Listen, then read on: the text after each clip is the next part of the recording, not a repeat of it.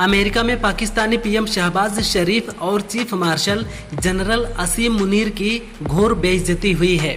दरअसल दोनों ट्रंप से मिलने के लिए व्हाइट हाउस पहुंचे थे, लेकिन ट्रंप ने दोनों से घंटों इंतजार करवाया। इस दौरान ट्रंप पत्रकारों से गपशप करते रहे। काफी देर बाद ट्रंप इनसे मिलने पहुंचे, फिर करीब 3 घंटे इनकी बातचीत हुई।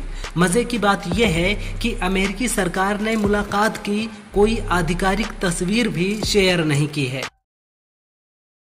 बीजेपी नेता एवं उत्तर प्रदेश अनुसूचित जाति वित्त विकास निगम के पूर्व अध्यक्ष डॉक्टर लालजी प्रसाद निर्मल ने अखिलेश यादव पर हमला बोला है।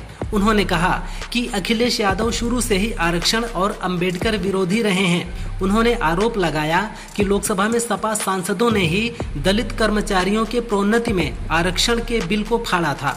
कई सपा नेता बाबा साहब के खिलाफ सार्वजनिक तौर पर अपमानजनक बातें करते हैं।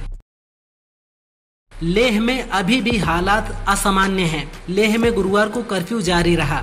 इससे पहले सुरक्षा बलों के साथ झड़प में 4 प्रदर्शनकारियों की मौत हो गई। इस प्रदर्शन में अब तक 90 लोगों के घायल होने की खबर है। हालात को देखते हुए जिलाधिकारी ने लेह में 2 दिन के लिए सभी सरकारी और निजी स्कूलों, कॉलेजों और अन्य शिक्षण संस्थानों को बंद करने का आदेश दिया है। यूपी में जारी आई लव मोहम्मद विवाद पर इत्तेहादे मिल्लत काउंसिल के अध्यक्ष मौलाना तौकीर रजा ने प्रतिक्रिया दी है। मौलाना ने कहा, आई लव मोहम्मद कहने वालों, पोस्टर लगाने वालों पर कार्रवाई हो रही है। हमारे साथ जो हो रहा है वो न्याय संगत नहीं है। हमारे धार्मिक मामलों में दखल दिया जाने लगा है जो नाकाबिले बर्दाश्त है।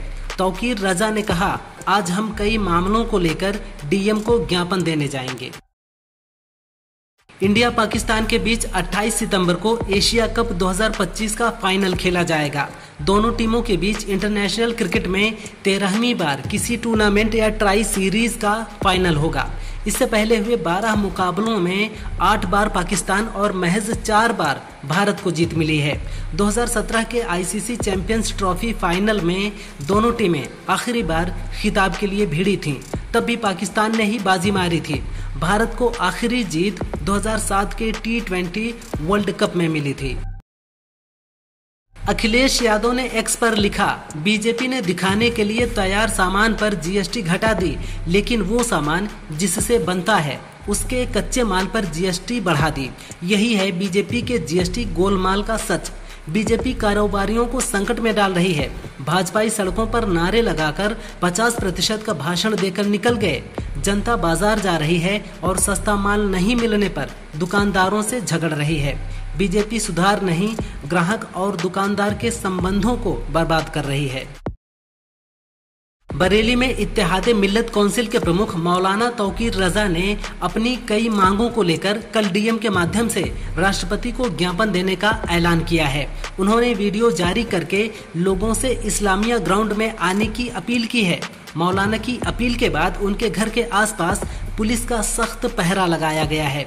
दरअसल यूपी में जारी आई लव मोहम्मद विवाद सहित कई मुद्दों को लेकर तौकीर रजा ज्ञापन देने जाएंगे। अमेरिकी रक्षा मंत्री पीट हेगसेथ ने अगले सप्ताह एक असामान्य बैठक बुलाई है, जिसमें दुनिया भर में तैनात लगभग 800 जनरल और एडमिरल शामिल होंगे। बैठक का उद्देश्य अभी सार्वजनिक नहीं किया गया है, जिससे सुरक्षा एजेंसियों और राजनीतिक हलकों में हलचल मच गई है। कयास लगाए जा रहे हैं कि अमेरिका किसी देश पर हमला करने की तैयारी में है। ट्रंप सरकार ने 1 अक्टूबर से विदेशी दवाओं पर 100% टैरिफ की घोषणा की, जिसका सबसे बड़ा असर भारतीय दवा निर्माताओं पर पड़ेगा। अमेरिका भारतीय दवाओं का बड़ा बाजार है, जहां 2024 में 8.7 अरब डॉलर की सप्लाई हुई। 2022 में अमेरिका की 40% सामान्य दवाएं भारत से आईं, जिससे 2013 से 22 तक 1.3 ट्रिलियन डॉलर की बचत हुई। ये फैसला भारतीय कंपनियों और अमेरिकी स्वास्थ्य प्रणाली दोनों के लिए नुकसानदायक हो सकता है। 62 सालों तक भारत की आकाशीय सीमाओं का प्रहरी रहा MiG-21 कल रिटायर हो गया। ये भारत का पहला सुपरसोनिक लड़ाकू विमान था जिसने 1965, 1971 और 1999 के युद्ध में पाकिस्तानियों के दिल दहला दिए। अपने आखिरी दौर में भी इसने पाकिस्तान की F-16 लड़ाकू विमान का शिकार किया। चंडीगढ़ में कल MiG-21 को वाटर गन सॉल्यूट कर अंतिम विदाई दी गई। इस दौरान रक्षा मंत्री राजनाथ सिंह और एयर मार्शल AP सिंह समेत अन्य अधिकारी मौजूद रहे।